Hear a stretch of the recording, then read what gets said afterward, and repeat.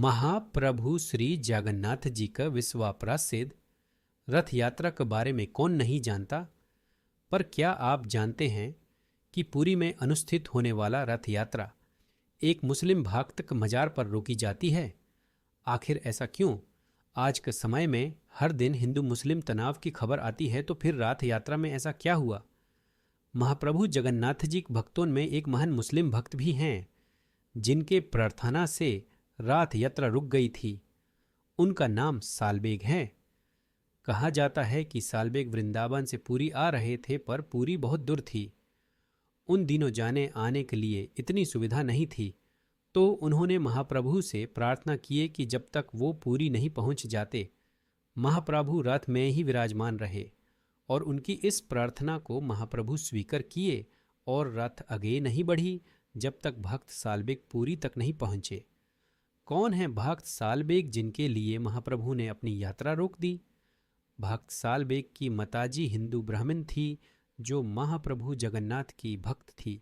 एक मुस्लिम सूबेदार ने उनका अपहरण कर लिया था, पर उन्होंने अपना धर्म नहीं छोड़ा। सालबेग बड़े होते होते इस्लाम को मानने लगे थे, पर एक युद्ध में वो बुरी तरह घायल हो गए थे और उनका इलाज कराने पर भी कोई सुधार नहीं हो रहा था। तब उनकी माताजी ने उन्हें महाप्रभु जगन्नाथ जी के शारान में जाकर प्रार्थना करने के लिए कहा।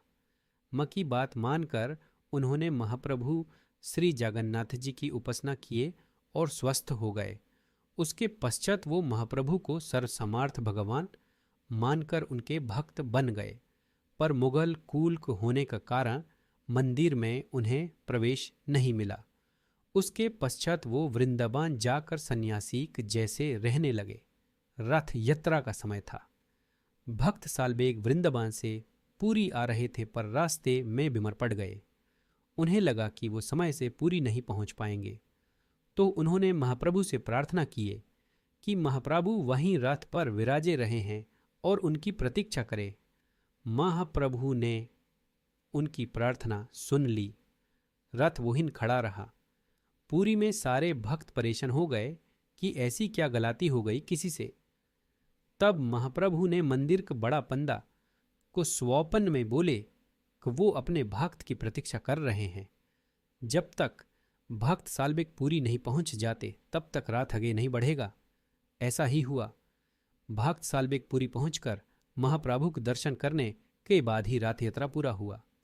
जहां रथ रुक गई थी, सालबेग वहीं रहने लगे और उनकी मृत्यु के पश्चात वहां एक मजार बनाया गया।